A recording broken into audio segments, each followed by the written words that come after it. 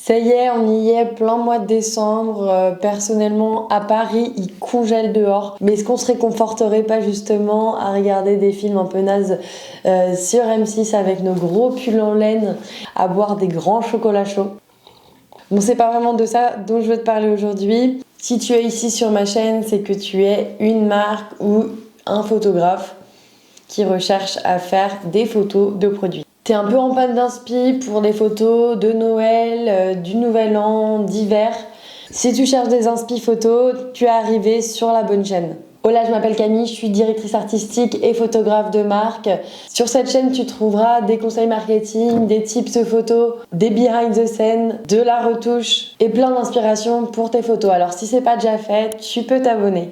Tu trouveras aussi mon Instagram qui s'affiche là ou que tu peux retrouver en légende. Je te conseille vivement de t'abonner parce que je partage régulièrement des stories, des reels et plein de conseils gratuits.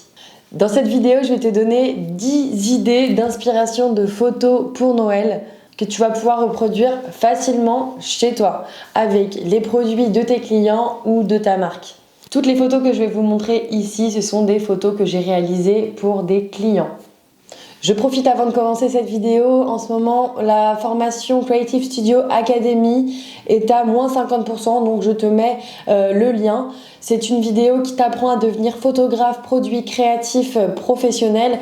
On voit aussi bien l'aspect technique, créatif que l'aspect business. Et tu trouveras dessus des behind the scene, des tutoriels et plein de ressources clés en main pour devenir professionnel. Attention, les places sont limitées parce que je prends un nombre d'élèves restreint. Donc je te propose de déposer ta candidature et si ton profil m'intéresse, je te rappellerai. Donc le lien se trouve dans la description en bio. Et c'est une formation qui est finançable CPF. Allez, on ferme la parenthèse et c'est parti pour la vidéo. La première idée est une photo en mode cocoon. Alors ce qui est bien, c'est que tu peux l'utiliser tout l'hiver, autant avant les fêtes qu'après les fêtes. L'idée, c'est de retrouver vraiment des matières chaudes, notamment de la laine, des plaids, du top moumoute. Tu peux te servir de tes vêtements, de tes plaids, de tes pulls. Voilà, toutes les matières sont bonnes à prendre, tout dépend aussi de la taille de l'objet autour. Mais n'hésite pas à aller t'inspirer dans ton dressing ou dans ta propre déco. Donc là, sur cette première photo, on a uniquement le produit dans une matière. Ça marche super bien et si on veut, on peut même ajouter des petites lampiotes. Ça fait toujours son effet. Dans la deuxième photo, donc là on est plutôt sur une inspi en flatless, c'est-à-dire vue de haut, où on a de l'humain. Mais là l'idée c'est qu'on va retrouver donc plein d'accessoires qui font penser à l'hiver, qui font penser à Noël. Donc là c'est moi qui fais le mannequin sur cette photo. La deuxième inspiration, c'est de la photo avec de la neige. Mais alors, comment on fait ça? Avec de la fausse neige. Ça s'achète, c'est Green Snow. Et c'est super pratique. On n'est pas forcément dans une ville où il neige. Et puis dans tous les cas, la neige, ça fond. Donc en photo de produit, je te recommande vivement d'utiliser de la fausse neige. Je te recommande aussi d'ajouter quelques accessoires. Alors ça peut être des choses à manger. J'imaginais de la guimauve, de la cannelle, des oranges séchées, des bonbons candy canne à sucre. Enfin, tu peux puiser dans les dîners de Noël qui n'en finissent plus d'ailleurs. Ça peut être simplement de la décoration de Noël, de la déco de ton sapin, des boules de Noël, des sapins de miniature, des flocons, des étoiles. La liste est infinie. Ou bien même du végétal, je pensais à des branches de sapin ou bien à du hou ou encore des pommes de pin. En tout cas, le seul conseil que je peux te donner par rapport au choix des accessoires, c'est qu'il faut que ça se détache du blanc, il faut que ça fasse contraste. Donc il faut que ça soit, donc pas du blanc, mais plutôt une couleur. Et une couleur bien colorée, pas une couleur trop pâle. Pour qu'on puisse les distinguer de la neige. Troisième inspi photo, des cadeaux emballés. Alors pour ça, c'est super simple. Il suffit de prendre des cartons, du papier cadeau, des rubans et puis tu fais de jolis cadeaux. C'est un peu ce qu'on voit, tu sais, dans les supermarchés. Et quand tu étais petite, tu avais envie d'ouvrir tous les paquets cadeaux, mais alors qu'en fait, si tu les ouvres, il n'y a rien dedans. En fait, là, c'est exactement le même principe. Et après, tu peux les mettre là, comme on voit sur la première photo que j'ai réalisée donc pour le wedding planner de Madame Soon. J'ai mis les cadeaux en fond. Tu peux aussi les mettre sous un sapin. Tu peux aussi les mettre en flat-lay avec le produit et les cadeaux autour. Ça donne toujours son effet. Pour le papier cadeau et les rubans, je te conseille vivement d'utiliser les couleurs de l'univers de la marque. Donc j'ai pris du doré et du blanc. Quatrième inspiration photo, la transition va être facile, on était sur les cadeaux emballés tout à l'heure, là on est sur des cadeaux déballés. Alors ça marche plutôt bien avec des produits dans une box par exemple ou toute une gamme de produits. L'idée pour cette photo, c'est vraiment de jouer sur la quantité de cadeaux. Donc si tu n'as pas d'accessoires mais tu as une grande gamme de produits ou toute une box, cette photo-là est assez facile à mettre en place. C'est une photo flat-lay, donc vue de haut, que je te recommande vivement. Moi, je l'appelle un petit peu un bazar organisé. C'est une photo que j'ai réalisée avec les produits Le Rouge Français, des produits de make-up. Cinquième inspiration Noël, ce sont bien sûr les rubans et les boules de Noël. Alors l'avantage avec les rubans, encore une fois, c'est que tu peux vraiment t'adapter aux couleurs de la marque.